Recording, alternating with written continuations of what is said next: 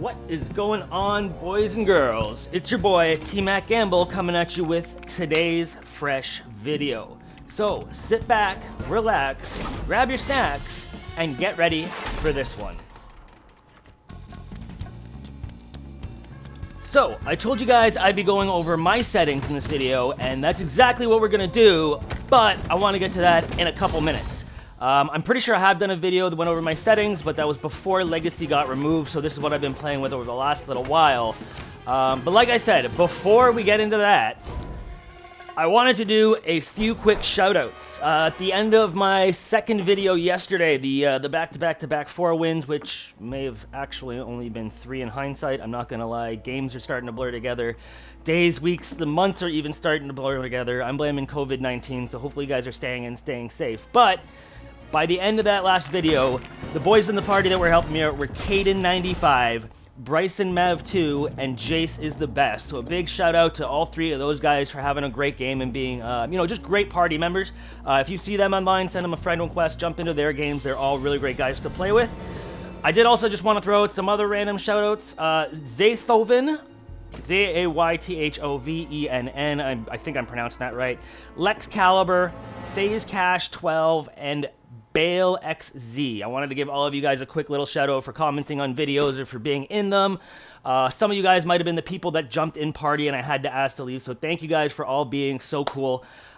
Anyway, let's get into today's video. Let's talk about some settings.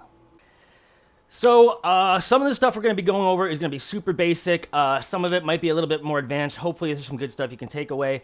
The first thing I want to talk about is going to be the settings that you're seeing in the background on my screen right now. Most of you guys probably know this, but for a few of you out there, you might not. When you go into your friends list, which you can see on my screen here, for me, it's a triangle button on my PlayStation controller, and then you can see the menu that's popped out kind of on the upper middle side of the screen.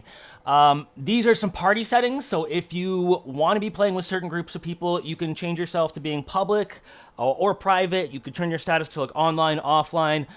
You can turn on, obviously, notify friends that are on and off. So a lot of times I will be online, but I got my party set to private, guys. I just want to find some new people to play with and hype the channel. Usually it's public. Whenever it is, feel free to jump right in.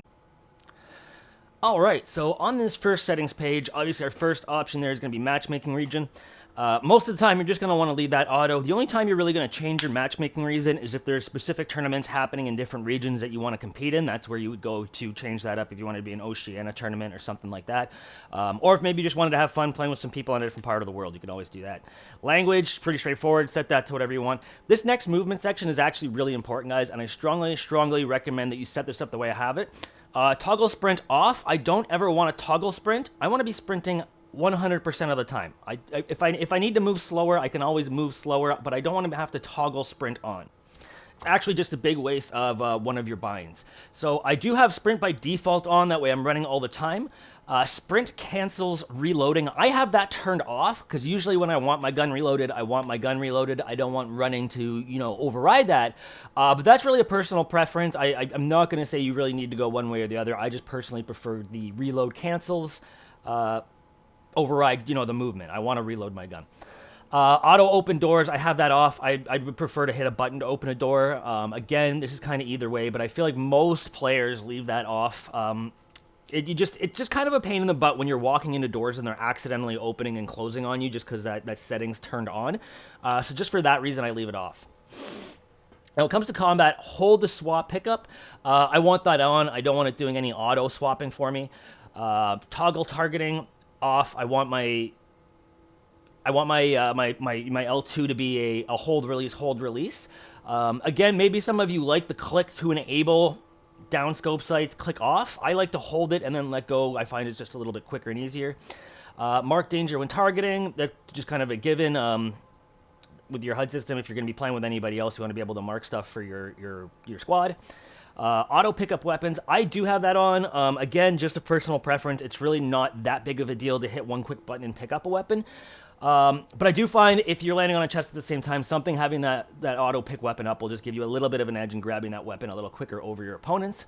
And then I do like the auto consort consumables. I really recommend leaving that one on. It's just going to help your inventory be a little more neatly organized at the beginning of the game. Obviously, you can change that anytime during the game, but it also does help keep you in the habit of, keep some of your consumables on the right, your weapons on your left, keeping your inventory in a specific way so that you get used to, the exact way that you've got your inventory set up every game.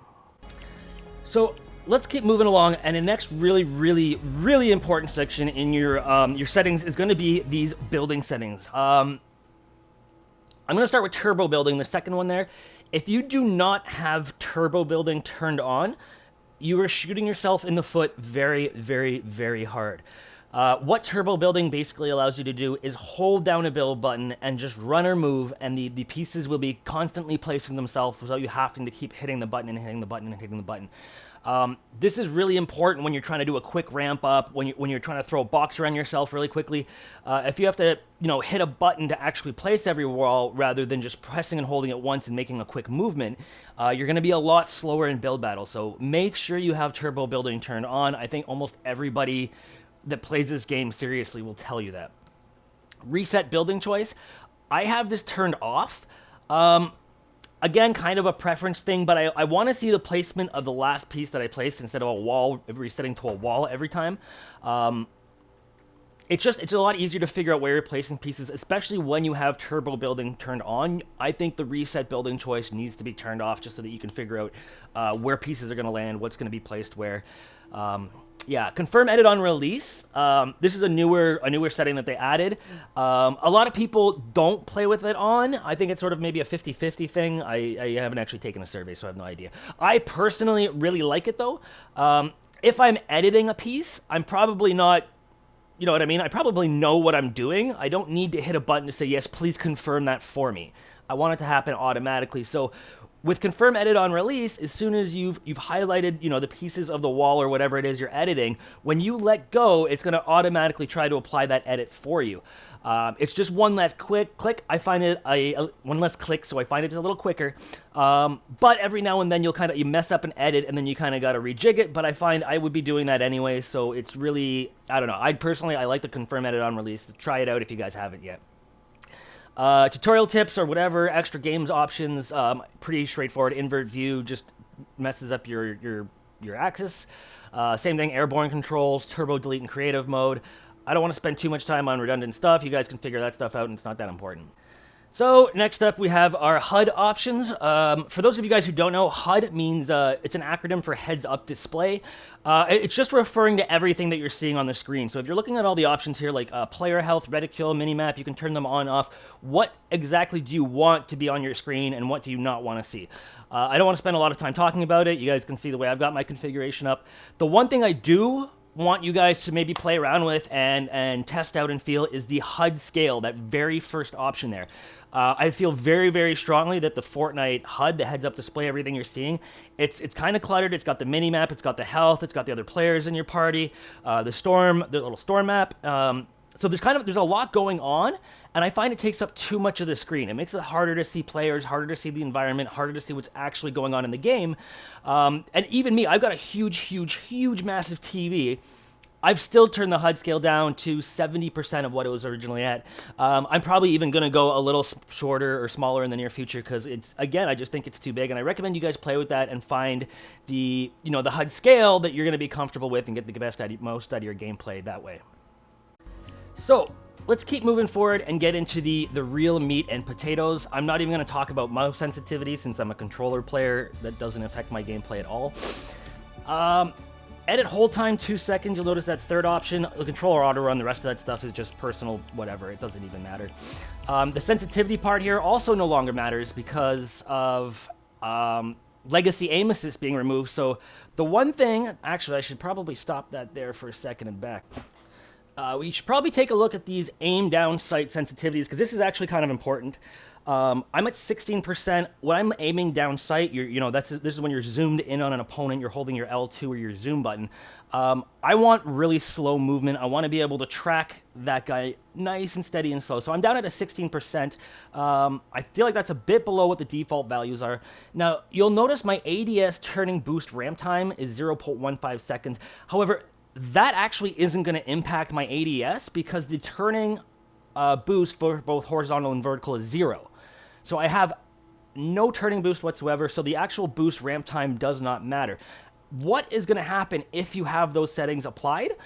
If you have the turning horizontal boost or the vertical boost applied, what that's going to do is it's going to slowly speed up how you're looking. So instead of being a kind of consistent movement, it's going to get faster the longer you're holding in a direction. Especially for aiming down sights, I don't like this as an option. I am not playing on linear. I'm playing on exponential. You guys can see it on the screen right now. So exponential actually does that normally for me when I'm just moving around and running, which feels more like legacy. I like that. But when I'm aiming down sight, I really don't recommend having that boost on. It's probably going to be working to your detriment if you do. So, as I mentioned just a second ago, I'm obviously playing on exponential. When Legacy got removed, I did start on linear. It felt so different than the control style I was used to. I tried the exponential. I tweaked this a little bit. My dampening time is down. My dead zones are a little bit lower than what the defaults were. And I kind of found what worked for me. Now, that being said, I'm starting to really believe that linear is actually the stronger of the two when you look at the input curve. The one thing I have noticed that I'm really struggling with my game is even though my shotgun aim and accuracy has gotten a lot better, I'm still struggling in those shotgun fights, and especially in the close box fights. With the exponential system, with that aim style, the way I look starts off slow and then gets faster over time. Unlike linear, where you turn at a consistent rate of speed. So what I'm finding is a lot of players that are dancing around me, I'm having a really hard time tracking them with this type of aim assist. I am going to stick with it for a little while. I'm probably going to try linear again in a couple days, maybe a week's time from now, and I'll let you guys know how that goes. But in the meantime, you guys wanted to see my settings. This is what I'm using right now. So since I've already been rambling on for a little over 10 minutes at this point, I'm just going to quickly throw up. We're going to skip the controller stuff, the audio stuff, the individual player stuff. Here is I use a custom controller binds. They're very, very similar to Builder Pro. I think I've just changed where the crouch is, or maybe the switch mode used to be something else. But yeah, very, very standard controller setup here. Here are my building controls. Same thing, almost exactly the preset controls. I think the one thing I did here is I changed that circle button from a swap pickaxe to just straight up switch mode. I just find that helps me get to where I want to be, like as far as pulling up my guns, my build mode, or my edit mode in quick situations, just a little bit easier. So lastly, here are my edit controls, and again, there's really absolutely nothing out of the ordinary going on here. I think it's pretty much exactly standard. The one thing I'm going to say, though, is Epic, can you please give us the option to switch from edit to straight out pulling out a gun? I don't like that toggle pickaxe. I think I need to add the switch mode to this. I don't know if I can do that. I think I tried it before and you can't. But Epic, we do, controller players, we need a way to throw from our edit menu straight to pulling out a gun. Please help us out with that. Guys, I got a lot more awesome content coming up, so stay tuned to the channel. Don't forget about the competition coming up on the 16th, although the details at the end of the video. Guys, stay safe. I hope you're having fun in self-isolation. Make the most of it. Don't forget to get a little physical exercise. We can't just be playing video games all the time, but I still expect to see you in my parties. I don't know what else to say. I'll catch you guys on the next video. Have fun. Stay safe. You guys are all awesome people. Thank you so much.